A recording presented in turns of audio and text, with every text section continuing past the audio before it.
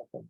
Okay, Lally said, I'm running workshops. I'm wondering how to collect emails. Okay, good question. Well, Lally, where are you from again? I know you just joined the membership, I'm pretty sure. Hi. There you go. Hi, I'm from Edmonton. That's right. That's right. My Yeah. hometown.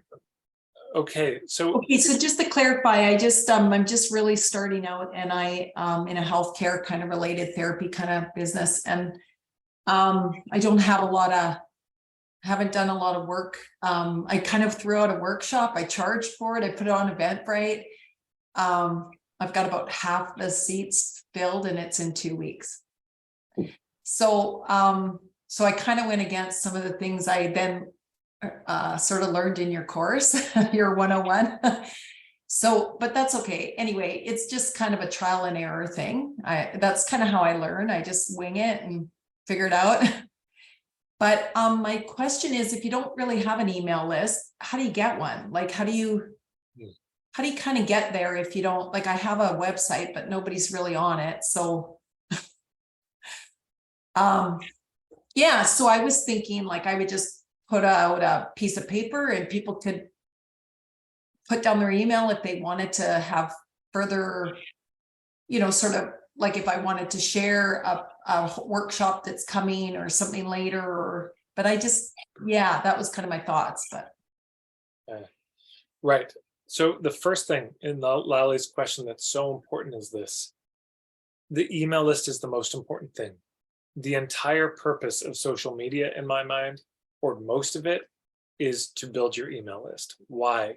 Because social media is insane and you don't control it, and they can just cancel you for any reason at any point. Even accidentally, the algorithm mistakes you for something else. The wrong person reports anyways. It's just, you don't control it, but your email list you can control. Yeah. So the email list is the thing, and you will also probably get a much stronger, better response from your email list than you will from social media. Just, for the amount of time and money you invest in either one, stronger response from your email list, because these are people who've really opted in to hear from you. If you have a texting list, I know some people do that, that's great too, but that kind of direct contact in their inbox, that's the thing. Okay, so how do we grow it? How do you go from no email list to a list? Well, slowly in the beginning. So exactly this, when you do a presentation, you invite people to join your email list. You say, yeah, if you'd like to, I'm going to pass this around, no pressure, and this is so important, like no pressure to sign up. I know we're all on a lot of email lists, but if you'd like to, here's what my email list is. Here's how often the emails come out. Here's the things I'll be including. And so then you really have to think through, wait, what would be on my email list that would actually, somebody might want to be on it? Maybe special discounts and deals that they would know when you're doing other workshops. There'll be content on these types of topics, something. So it has to be an email list worth being on for them to want to sign up, not just to receive promo from you. But so you say, here's the email list, here's what it is. I'm going to pass this around, no pressure at all to sign up. You can do that.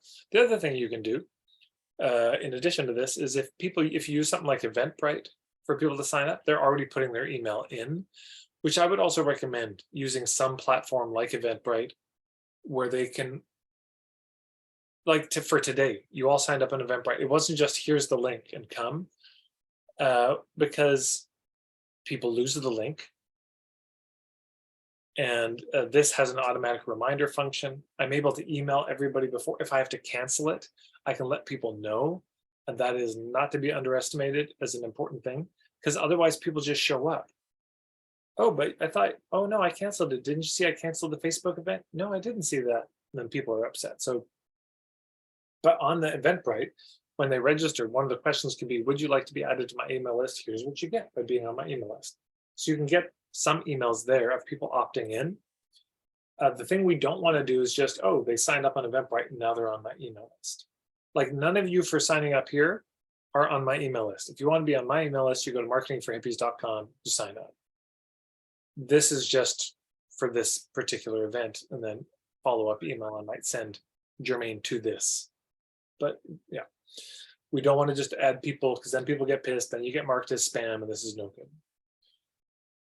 So up front, you can invite it, but then you could also say, hey, if you didn't sign up for my email list when you registered for this and you'd like to, here you go. No pressure at all.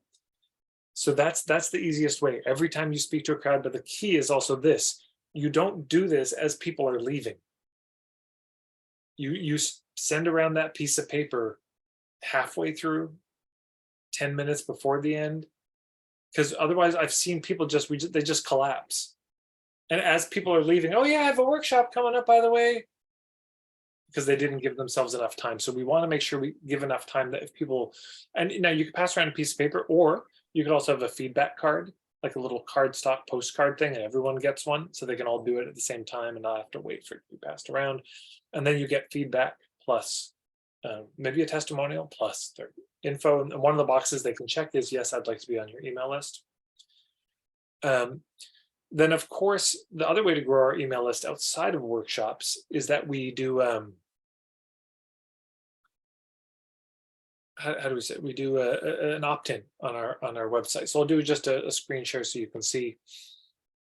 Oh wait, just have to pull my website up first. So yeah, if you go to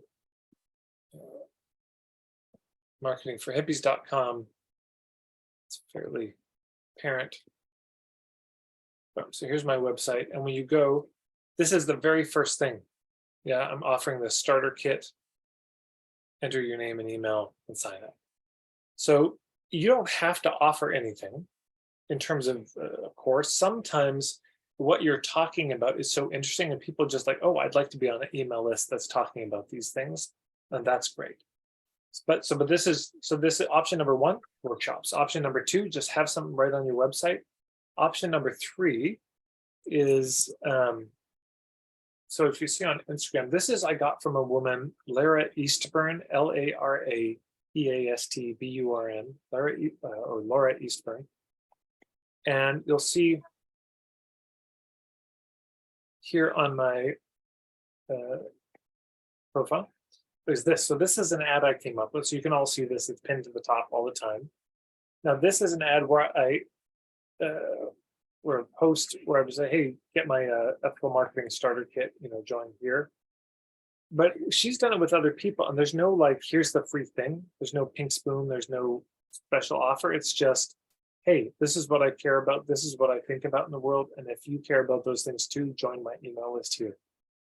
And that's it. And there's no special offer. So just consider modeling what I've done here. Which I modeled from examples I saw from Laura Eastburn. And if you want to be more in depth with this and start doing ads that to people who then join your email list, Laura is somebody I would absolutely speak with. It's just lauraeastburn.com. And she can walk you through how to do this. She's not cheap, but she's, I think, very good at what she does. So you could craft something like this, and that will also then grow your email list. But the most important thing, there just has to be a place people can put their emails. In a workshop, before the workshop, on your website. And it's amazing to me how many websites when you go, there's no place to opt in at all. There's no place to put the email. So nobody gathers it. And it's just opportunity cost, all over the place. Because then if you're interviewed also, you can say, well, I've got this email list, or I've got this free thing you can get if you join my email list, and you can direct people there. Again, growing the email list is the thing. So those are my main thoughts. What do you think? Do you have anything in your course like that I could go in and read some of that, just so I have it sort of? I did take some notes, but if there's something more for me to read on that. There isn't really in the membership. No, that's not true. In the membership, there's let me just see, actually, I think there's a section on pink spoons. So for the rest of you, if you're in the membership, this will be helpful. And if not, maybe it will show you. It's in the membership. Let's see, pink spoons. Let's see if I got it. Here we go. Yeah, okay. So screen share so you can see it. So I just searched pink, came up safety, pink spoons. So this is in terms of coming up with an offer that might incentivize somebody to join your email list. There's a number of videos and thoughts here.